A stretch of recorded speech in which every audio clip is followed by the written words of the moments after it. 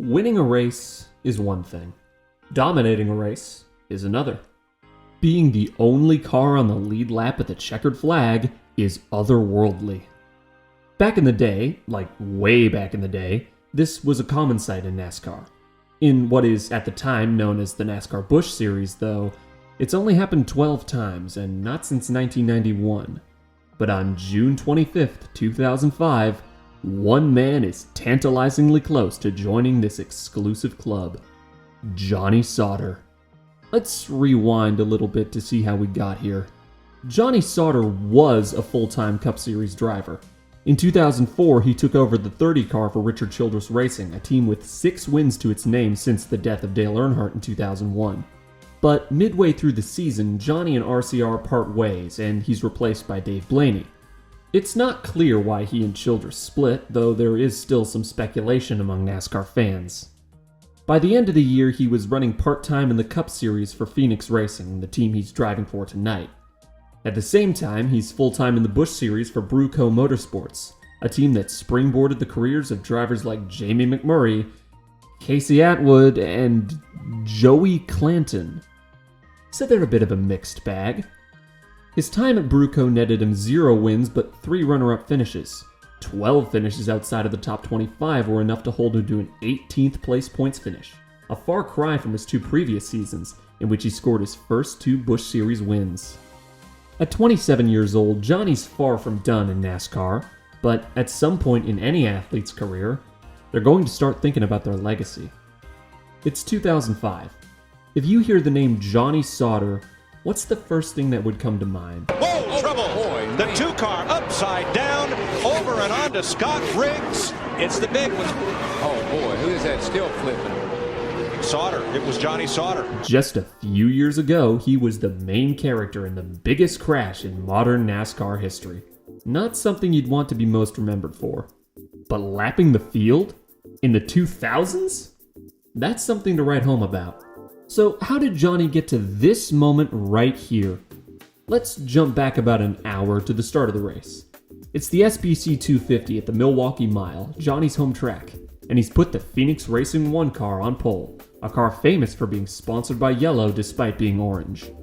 He's been fast all weekend and is the favorite to win. And I'll guarantee you this Wisconsin group is rooting for one guy right here, the driver of the number 1, and he's on the pole. Johnny Sauter, a hometown favorite here in Milwaukee. Elsewhere in the racing world, the IRL is at Richmond, Champ Car is in Cleveland, and the Cup Series is all the way out in Sonoma, which explains the relative lack of bushwhackers in the field tonight. The fans at home certainly aren't starved for options this week, and if you're tuned in, you're probably just looking for a normal, entertaining race. Since last week was the 2005 United States Grand Prix, if you know, you know. Back to Milwaukee. Johnny's starting up front alongside the number 20 Rockwell Automation Chevrolet of Denny Hamlin, a car and driver combination that will go on to have its own interesting night at this track. But that's another show. Denny's still a few months away from making his first Cup start, and everybody starting this race will be here at the end. The start's been pushed up a few minutes due to rain forecast for later in the night. The green flag flies and Johnny is gone. It's blatantly obvious that he's got the best car here tonight, and 21 laps in, he's got a massive gap on second place Ron Hornaday. Got a spin coming out of turn number 4. That's a 66 of Aaron Fike. Greg Biffle normally piloting that. Oh, and JJ, oh, that's not JJL, that was the 40. Ashton Lewis gets into the back of Aaron Fike in turn 4 and brings up the caution. During the caution, Johnny, along with a few others, deviates from the main race strategy and pits just 22 laps into what people thought would be a 95-ish lap stint. The move seems to only make sense to the people that did it. As the new race leader Ron Hornaday says over the radio, what in the world are those guys doing? Johnny said, I'm not real tight, but about the 3/4 of the way through the corner, I'm a little bit tight, so I needed to loosen him up just a little bit. Hold on. They've been utterly dominant so far, and they're still making adjustments to the car? If I'm anyone else in this field, I'd be terrified right now. Johnny's restarting 19th and jumps up to 14th almost instantaneously as Kyle Krisaloff has mechanical troubles about a lap into the run, bringing the yellow back out. As all 1.2 million people tuned in on FX can tell that Sauter's going to inevitably take the lead soon, The booth takes what little time they have with someone else in front to talk about how his week's gone. Yeah, they sure did, Phil. On the way here, they had to make an emergency landing in Cincinnati, Ohio, because one of their planes, the King Air, actually exploded an engine. It caught on fire, and the guys were pretty nervous about it. Well, that's not as pleasant as it could have been. The green flag comes back out on lap 32, and Johnny gets right back to work. He puts the bumper to the back of Denny Hamlin and shoves him out of the way. That helps. That puts somebody out of the way. That helps a little bit. That makes it the easy way, that's for sure. I mean, you hate when guys do that, but, you know, I guess he's on gotta-go mode. By lap 38, he's up to 9th place, ahead of Paul Menard and Martin Truex Jr., who notably also pitted during the first caution. Johnny has no tire advantage over those guys. His car is just that good tonight. Pretty soon, he breezes past Carl Edwards, the only driver running in both tonight's race and tomorrow's Cup race in Sonoma. He's up to 5th from 19th, and it's inevitable that he'll take the lead. About 2 miles east of the Milwaukee Mile, and currently the Brewers are leading the Twins 7-6 in the bottom of the 7th inning. Please don't encourage people to change the channel, Rick. Johnny takes care of David Stremme and hunts down Clint Boyer and Ron Hornaday to retake the lead. Well, Phil, I just wanted to add to what you and Johnny Benson were talking about. Yeah, you could go in the mid-80s in the Craftsman Truck Series race, but these guys can go 90, 96 laps, something like that, on fuel here tonight. And Hornaday was extremely perplexed when he saw that Sauter went into the pits on lap 21. He said on the radio, what in the world are those guys doing pitting already? And I feel comfortable spoiling this, only on-track pass for the lead is completely smothered by Ray Dunlap's reporting from pit road. Longtime viewers of the channel will know I've had my gripes with this sort of situation in the past, but I get the feeling that nobody on the production team tonight really saw this as a battle for the lead, instead, correctly viewing it as Johnny Sauter continuing to blow the doors off of everybody. Of course, as I led with, he's nowhere near done. On the 67th lap, there's still 32 drivers on the lead lap. Johnny's mission now is to shrink that number down to 1. Now, it's unlikely that he'll be able to chase down the entire field a second time, but his pit stop early on has given him an avenue to achieve this lofty goal. Since he has 22 more laps of fuel than most of the rest of the field, they'll all have to pit before him. If, in the intervening period between the field pitting and Johnny pitting, he catches a caution, the rest of the field would be trapped a lap down. Bonus points if it comes after Truex and Menard pit, which would necessitate the yellow being in an extremely tight window, as they're on the same fuel strategy as Johnny. 70 laps in, the only Cup driver in the field is removed from the equation. Well, Carl's not happy with his Charter Ford at all. He had moved forward a little bit, but he's been dropping back steadily here for the last 10 laps.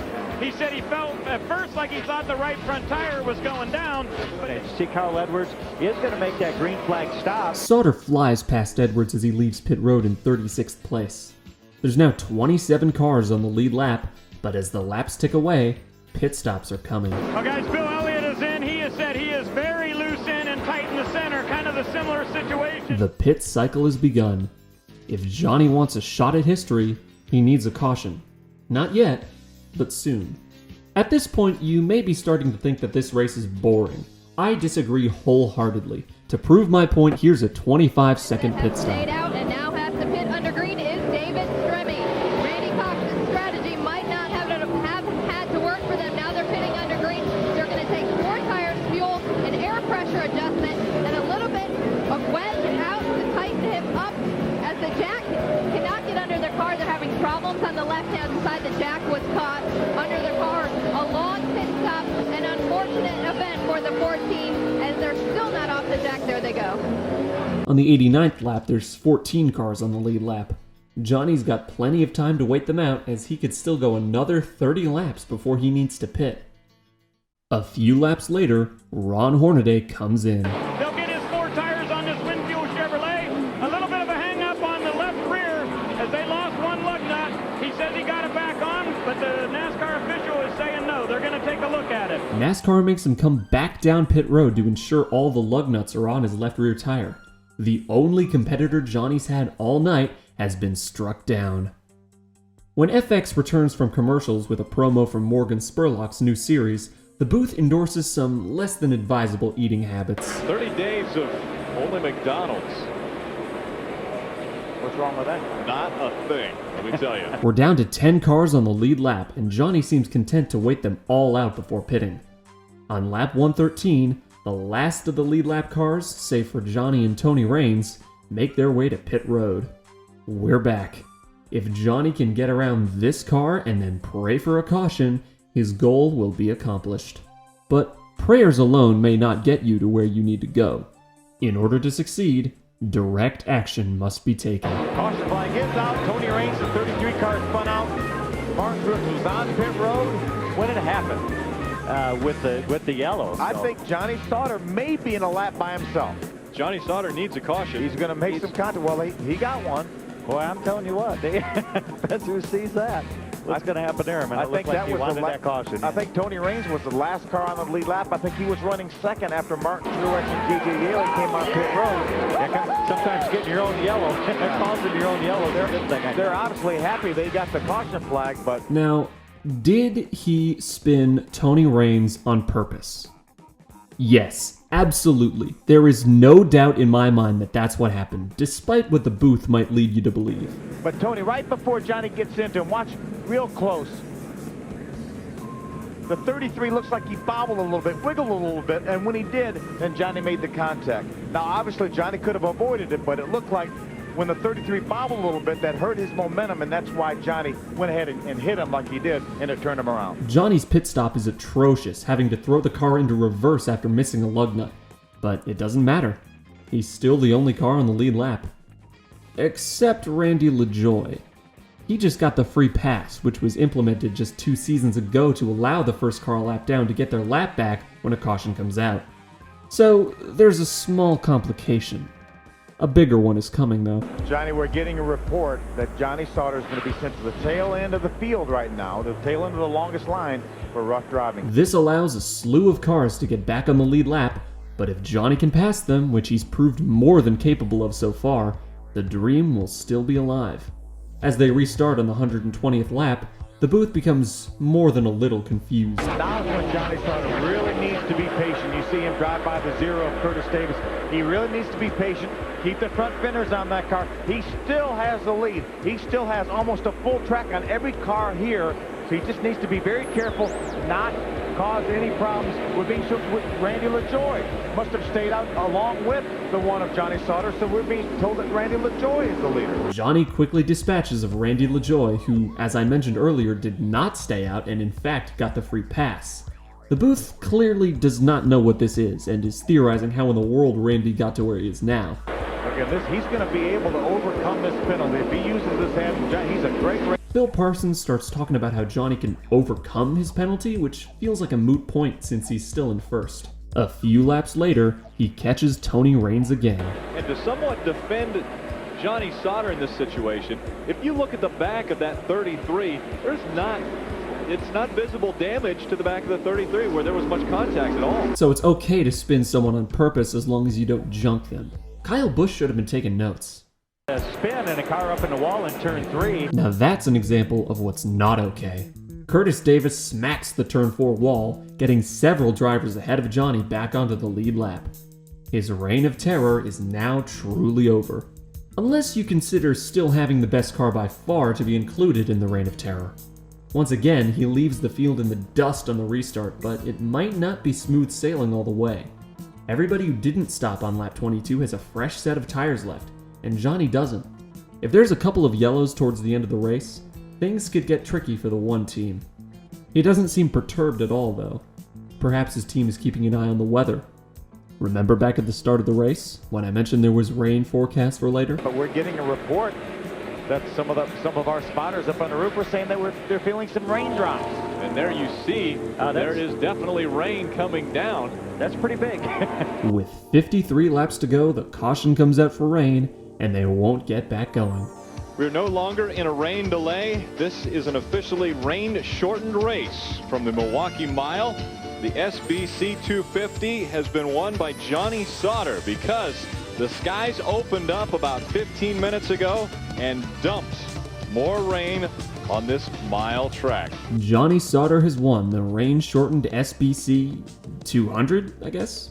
If Johnny Sauter's goal tonight really was to redefine his legacy, he was successful, but not in the way he thought.